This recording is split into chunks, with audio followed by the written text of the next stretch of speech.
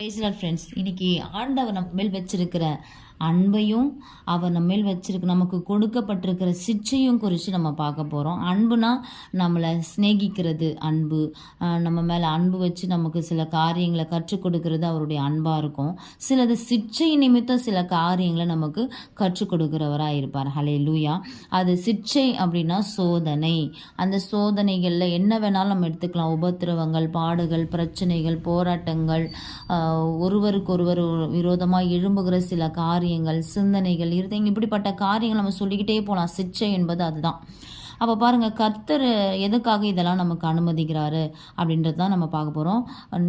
சங்கீதம் 146வது சங்கீதம் 8வது வசனத்தை, கர்த்தர் நீதிமான்களை சிநேகிக்கிறார். ஹல்லேலூயா. முதலாவது நம்மளை நேசிக்கிறாராம். அவர் நேசிக்கிறதற்கான அடையாளம் என்ன அப்படின்றத பார்க்கும்பொழுது நீதிமொழிகள் 3ஆம் அதிகாரம் 11வது வசனத்தில் சொல்லப்பட்டிருக்கு, என் மகனே, கர்த்தருடைய சிட்சையை அற்பமாக எண்ணாதே, அவர் கடிந்து கொள்ளும் பொழுது சோர்ந்து போகாதே. ஆமென். அல்லேலூயா. அவர் சொல்லுகிற சில காரியத்தினுடைய கண்டிஷனை நம்ம கண்டிப்பாக அதை கடைப்பிடிக்கணும். இதுதான் அவர் சிட்சை. அவர் நம்ம ஏதோ ஒரு பிரச்சனைகளை நமக்கு என்ன பண்ணுறாராம், ஒரு சோதனை காலத்தை நமக்கு அனுமதிக்கிறாராம். அதை நீ என்ன பண்ணாத, அற்பமாக எண்ணாத. கடவுள் என்ன போய் சோதிக்கிறாரே அப்படின்னு சொல்லி கேட்பாங்க. இந்த பிரச்சனையை எனக்கு போய் அனுமதிச்சுட்டாரு, அவரை போய் நான் தேடுறேனே, நான் கடவுளே தேட மாட்டேன் அப்படின்னு சொல்லிட்டு அவரை விட்டு விலகி போகிறதெல்லாம் அற்பமான காரியம். அது அற்பமாக எண்ணாத. அந்த இடத்துல இருந்து நம்ம என்ன செய்யணும் அப்படின்னா, நம்ம ஆண்டவரை தான் கேட்கணும். ஆண்டவரே, நான் என்ன செய்ய நீங்கள் சித்தமாக இருக்கிறீங்க அப்படின்னு சொல்லி கேட்கணும். அதுதான் ஆண்டவர் எதிர்பார்க்குறார். அது மாத்திரமல்ல, அடுத்தது என்ன சொல்கிறார், அவர் கடிந்து கொள்ளும் பொழுது சோர்ந்து போகாத. நம்ம அப்பா அம்மா நம்மளை என்ன பண்ணுவாங்க, திட்டுவாங்க, கொல்லுவாங்க. அதை நம்ம என்ன பண்ணிடுவாங்க, நம்ம நல்வழிப்படுத்துகிறதற்காக சில அறிவுரைகளை சொல்லுவாங்க இல்லையா. அது போல தான் நம்மளுடைய பிள்ளைகளை நம்ம என்ன பண்ணுவோம், பொய் சொல்லாத, திருடாத, இதை செய்யாத, இவங்களோட சேராத, இதை பண்ணாதன்னு சொல்லி சில காரியங்களை நம்ம பிள்ளைகளை கண்டிப்பாக. அது போல தான் ஏசப்பாவும் நம்மளை கடிந்து கொள்ளுகிறார். ஹல்லேலூயா. அந்த டைமில் என்ன பண்ணிடக்கூடாது, சோர்ந்து போயிடக்கூடாது, ஜெபம் பண்ணாமல் விட்டுடக்கூடாது. கஷ்டத்தின் பாதையிலையும் வேதனையின் பாதையிலையும் நம்மளை நடத்தும் பொழுது தேவனை விட்டு விலகிடக்கூடாது. அதுதான் சோர்ந்து போயிடுவாங்க. சில பேர் சோர்ந்து போய் தேவனை விட்டு விலகி போயிடுவாங்க. அது மாதிரி போயிடக்கூடாதுன்னு சொல்லி தான் ஆண்டவர் நம்மளை எதிர்பார்க்கிறார். ஹல்லேலூயா. அது மாத்திரமல்ல, அடுத்த வசனம் 12வது வசனம் அதே அதிகாரத்தில் சொல்லப்பட்டிருக்கு, தன் தகப்பன் எப்படியா தன் நேசிக்கிற புத்திரனை சிட்சிக்கிறது போல கர்த்தரும் எவனிடத்தில் அன்பு கூறுகிறாரோ அவனை சிட்சிக்கிறாருன்னு சொல்லப்பட்டிருக்கு. ஹல்லேலூயா. அப்பா நம்மளை நேசிக்கிறாருன்னா அது உலக பிரகாரமான நேசம். அப்போ பாருங்களா, அவங்க என்ன பண்ணுறாங்களா, தன் புத்திரனை சிட்சிக்கிறது போல கூட தகப்பனோ எவனிடத்துல அன்பு கூறுகிறாரோ அவர்களை சிட்சிக்கிறேன்னு சொல்றாரு. ஹல்லேலூயா.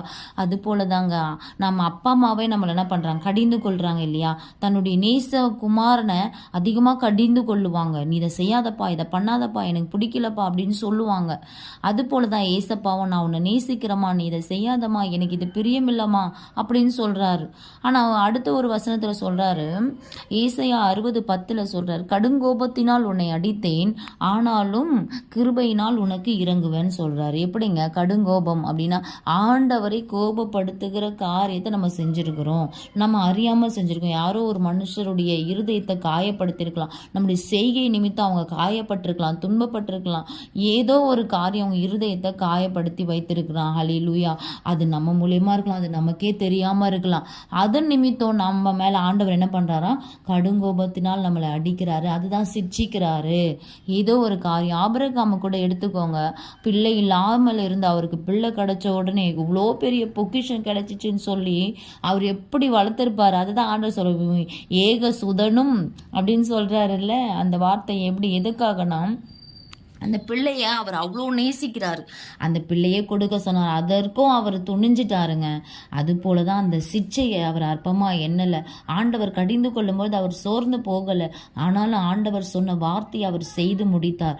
அது போல தான் நம்மளும் ஆண்டவர் நம்மக்கிட்ட என்ன சொல்ல விரும்புகிறாரோ அதை நம்ம செய்து முடிக்கணும்னு அவர் நம்மிடத்துல எதிர்பார்க்கிறதுக்கு தான் இந்த சிச்சை. இதை நம்ம எதற்காக செய்கிறோம், இந்த சிச்சை எதற்காக அனுமதிக்கிறார்னா, நம்மளை போல எத்தனையோ ஆண்டவர் அணியாத பிள்ளைகள் இருக்கிறாங்க இருக்கிறாங்க இல்லையா, அவங்களுக்கும் இந்த சிட்சைகள் உண்டு, பலவிதமான சிட்சைகள் உண்டு. அப்போ நம்ம இந்த வார்த்தைகளை சொல்லி அவர்களை தேற்றும் பொழுது ஆண்டவர் உங்களை நேசிக்கிறாருன்னு சொல்லி பாருங்களேன், அவங்களுடைய கண்களில் கண்ணீர் வராமல் இருக்காது. அதே போல் ஆண்டவரை விட்டு விலகின பிள்ளைகளுக்கும் ஏசப்பா அவங்களை இன்னமும் நேசிக்கிறாருன்னு சொல்லி பாருங்களேன், அவங்களுக்கும் கண்ணீர் வந்துருங்க. அதை சொல்லும் பொழுது அவங்கள வழி நடத்துறது தான் அந்த சிட்சையை நமக்கு அனுமதிக்கிறார். ஹல்லேலூயா. பரலோகத்தில் அந்த சிட்சைக்கு உங்களுக்கு பலன் உண்டு. அதற்காக தான் இந்த சிட்சை. கர்த்தர் நீதிமான்களை சிநேகிக்கிறாருங்க. எவனிடத்தில் அவர் அன்பு கூறுகிறாரோ அவரை சிநேகிக்கிறேன்னு சொல்கிறாரு. உங்களை அதற்காக தான் அவருடைய தீர்மானத்தின்படி தான் உங்களை அவர் அழைச்சிருக்கிறார். ரோமர் 8:28 சொல்லப்பட்டிருக்கு. அன்றியும் அவருடைய தீர்மானத்தின்படி அழைக்கப்பட்டவர்களாய் தேவனிடத்தில் அன்பு கூறுகிறவர்களுக்கு சகலமும் நன்மைக்கு ஏதுவாகவே நடக்கிறது என்று அறிந்திருக்கிறோம் என்று சொல்லப்படுகிற வசனத்தின்படி உங்களை அழைத்திருக்கிறாரு. நீங்கள் அவரிடத்துல நெருங்க அவரிடத்துல நீங்கள் அன்பு கூற உங்களுக்கு என்ன வருதான், சில சிட்சைகள் அனுமதிக்கிறேன், ஆனாலும் அது நன்மைக்காக தான் உனக்கு நான் அனுமதிக்கிறேன் அப்படின்னு சொல்கிறாருங்க. அதே போல தாங்க உங்களுடைய வாழ்க்கையில் சில நன்மைகளுக்காக தான் சில சிட்சைகளை கர்த்தர் செய்கிறார். அந்த நன்மையை நம்ம பரலோகத்தில் பார்ப்போம், இந்த இம்மையிலையும் பார்ப்போம், பரலோகத்திலையும் பார்ப்போம். கர்த்தர் தாமே இந்த வார்த்தைகளை ஆசீர்வதிப்பாராக. ஆமீன்.